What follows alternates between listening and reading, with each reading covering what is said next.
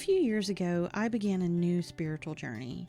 I was raised a Christian, but tired of my confusion and denying my gifts, I decided to take a new path of discovery and internal growth.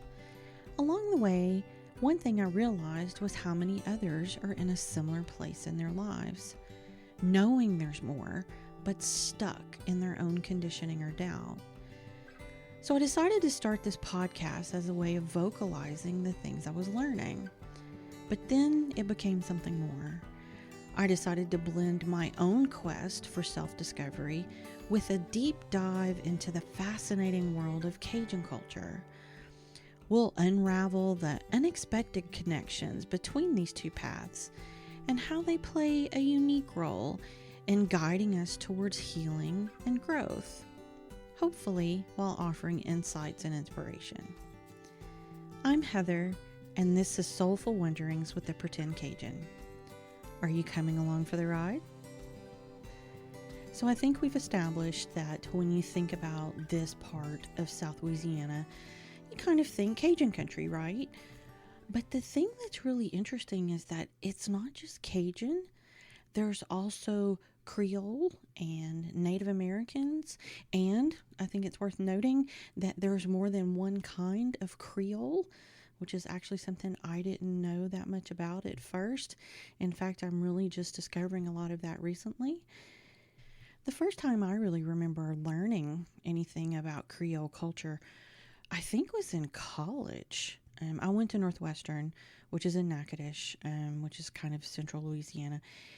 And for one of my art classes, we went to Melrose Plantation, which is actually right outside of a town called Clutcheville. And this is where Clementine Hunter lived. Now, for those of you that don't know, she was this amazing, self-taught painter. And her paintings are just absolutely beautiful. And they're important. They're important to the history of our country, but that area too. And later, the plantation actually became an artist colony. At least I think that's the proper term to call it. And some really talented people went through there and worked there. But anyway, that's another story that, you know what? I'm going to definitely plan to talk about that in another episode. It is worth talking about for sure. But the point is, that's where I really saw the Creole influence probably for the first time. So back to Cajun country where I am and those cultural influences we were talking about. But you have French, you have African American, you have Native American, you have, well, of course, Acadian, who are the people that were basically expelled from Nova Scotia and came here. And then, of course, there's Spanish as well. I mean, I guess when you think back to your history classes and the Louisiana Purchase, think about how many different people came through Louisiana, it really does make sense. And one of the things I love about this area is that there's an amazing place here that's called Vermilionville. But it's not just a place that you visit. It is actually a living history museum. They bring the Acadian history to life. So the village is 23 acres, and it includes 19 buildings that represent the years 1765 through the 1900s. And some of those buildings are actually original. Some have been reproduced, to look like the time. So as you go through the village, you sort of get a feel for what things were like then. You'll see tools around. There's an area where it's a workshop, and they've made, I guess canoes is the proper term, and there's several different ones. So there's just a lot that you can see that helps you understand what life would have been like then. And then it goes even beyond that.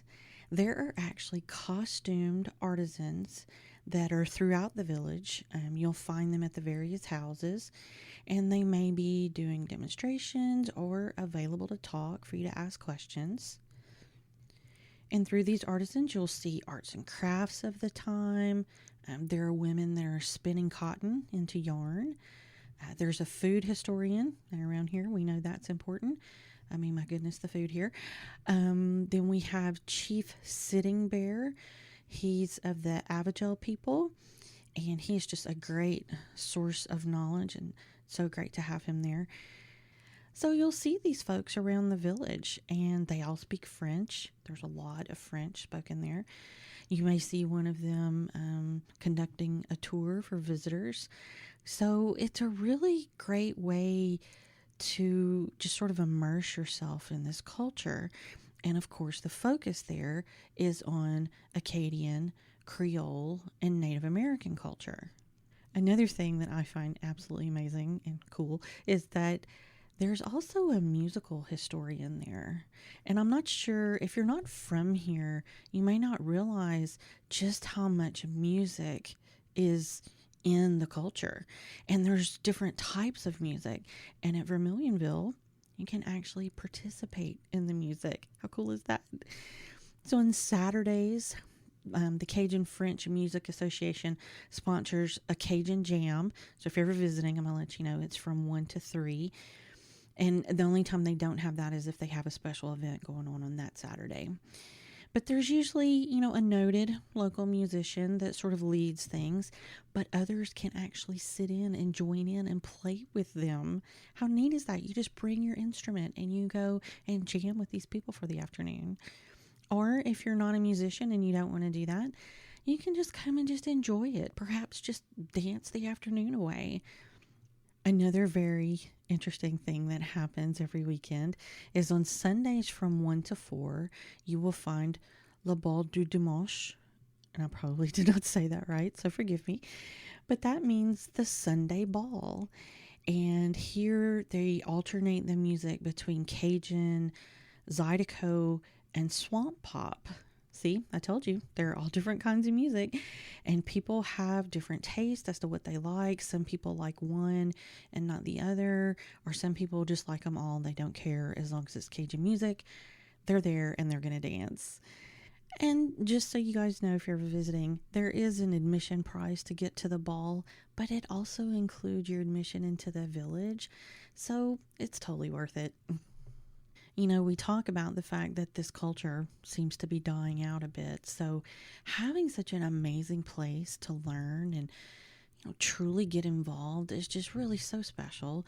And they even offer camps during the summer, and they have educational tours. Those are often school trips, but the truth is anyone can do it. And besides the cultural aspects, those camps and the tours give the kids the opportunity to learn French, and they learn about environmental topics.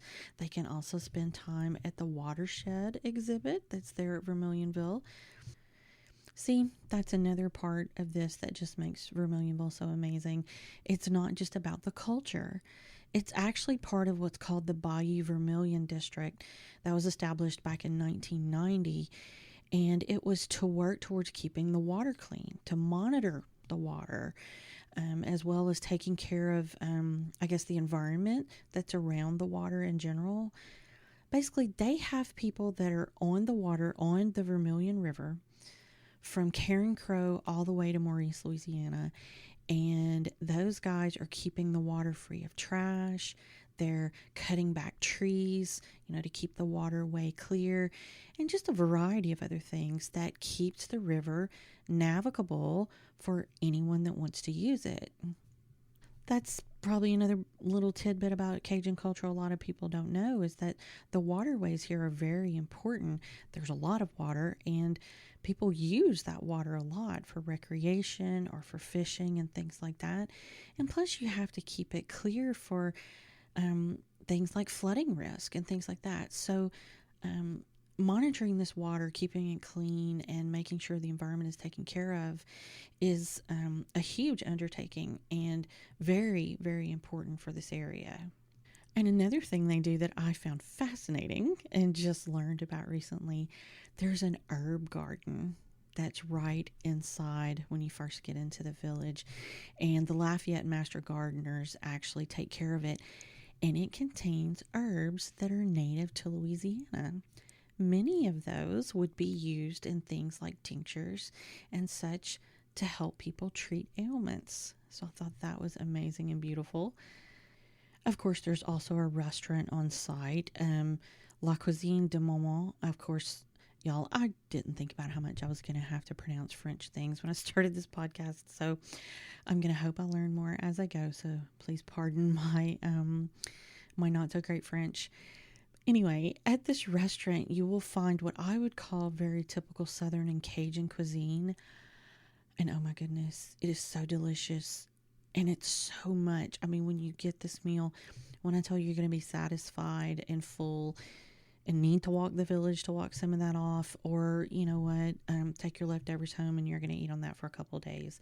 It's absolutely amazing. If you're planning a visit, check it out.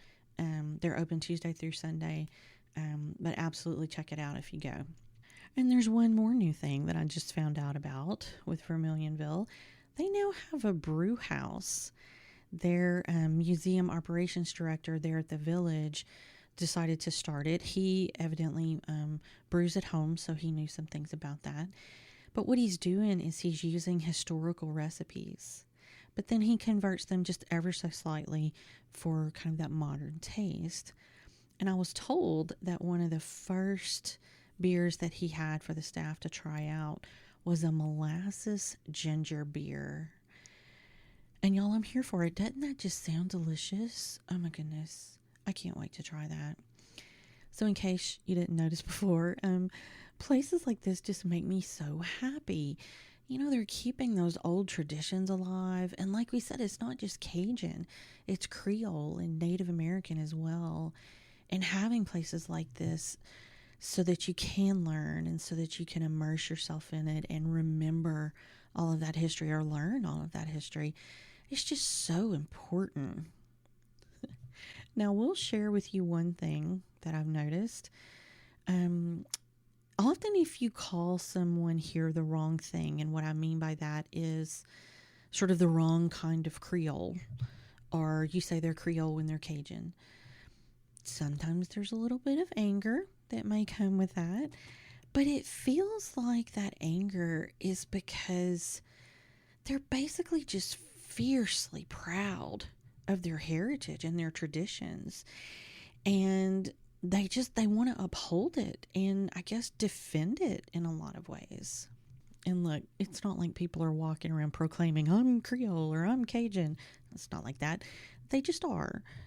Things like this tend to come up in a conversation, maybe about food or cooking or something like that, that tends to be different from one culture to another, and in case you haven't noticed, important in a lot of these cultures here.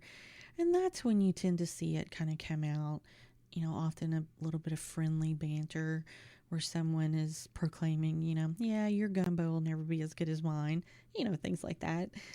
And of course, sometimes it's not quite as good natured, but I think that the feeling behind it is the same. And that's this fierce defense of who they are. But the thing I find even more fascinating, possibly more fascinating than all the things I've said already, is when something goes wrong, when a hurricane hits, or someone's in trouble, what your culture is just no longer important. People pick each other up. They help however they can. They bring a casserole when someone's sick or when someone maybe has passed away. You know, they help each other raise their kids. They pick up each other's yards or cut trees when the hurricane has come. And you know what? They probably are sharing a beer while they're watching LSU or the Saints play. So when it counts, this whole community becomes united. Skin color, nationality, culture, none of those things matter anymore. I feel like it's like this in other places too, right? Am I wrong? Are the old ways dying in other cultures too? Because it just seems like the kids that are coming up, they're not as into it. They'll do some of the things that their parents or grandparents did, but they may not even realize why they're carrying on the tradition or what it really is. And I know there are pockets like this other places, you know, a little Italy, or, you know, pockets of folks that are, I think there's Puerto Rican pockets in like New York and places like that. You have Chinatown, and I think that's San Francisco. Look at the Cuban culture that you see in South Florida. I I mean, you see evidence of these cultures in all those places, and I'm sure there's more than that. I mean, I know there's more than that. And did you know there's a whole German population here in South Louisiana? Yeah, and they celebrate, y'all. They do it up really, really well. I think it's coming up here in October. We'll have to plan to do an episode on that too. But my point is, when it counts, does your culture really matter? Or do you all come together and take care of the crisis? And beyond that, beyond the crisis, how often do you, share recipes? Oh yeah, my mama did it this way, try it that way. And then you do, and you taste it, or you then try it and incorporate it into what you cook at your home. Or maybe you share a drink and you learn from each other, because we all have something interesting to share and to learn. And when we do that, it helps us understand each other, but it also helps us understand ourselves. And it may be that as you are understanding yourself, there may be things about you that, you know what, I don't really like that part of this culture. I don't really like that part of my background and my history. And I would like to try and change and be better as we go into the future. And I would like to maybe treat people differently, because historically in my culture, that's not something we always did. But now I want to change that. I want to do that. So I believe knowing our culture, knowing our history is vital. And I think it's something that much of it we need to keep alive. And there are parts that we need to learn from. But isn't that what it's all about? America was called a melting pot, right? And I think in many ways we still are. People still come from all over, many countries, and, sort of find their place here. And I know when I was working on this podcast, I spoke with my friend Ellen, who is the marketing director at Vermilionville, and is fabulous, by the way. Can't thank her enough for all this information. And she explained it like this. She said she has a friend of hers that says, "We've made a gumbo of everyone who showed up here." And I just loved that. I don't know if you've ever made a gumbo, but for a gumbo to work and to be satisfying, it takes patience. It takes time. You have to meld all those ingredients together. You add all your spices and you patiently nurture it and mix it together until it becomes something fabulous. Perhaps that's a lesson that the world could use right now. Thanks so much for joining us today. We hope you enjoyed today's episode. Make sure and like and rate and follow and do all the things for our podcast. It really does help us out. Links and any other important things you need to know will be in the show notes, so make sure to check those out. If you have ideas of topics you'd like to hear about or questions you want us to answer, drop those on the Pretend Cajun page on Facebook or Instagram. And if you're interested in Theta Healing or maybe a reading, head over to the website, which is pretendcajun.com, to schedule a time. In the meantime, take care of yourself and each other. Until next time.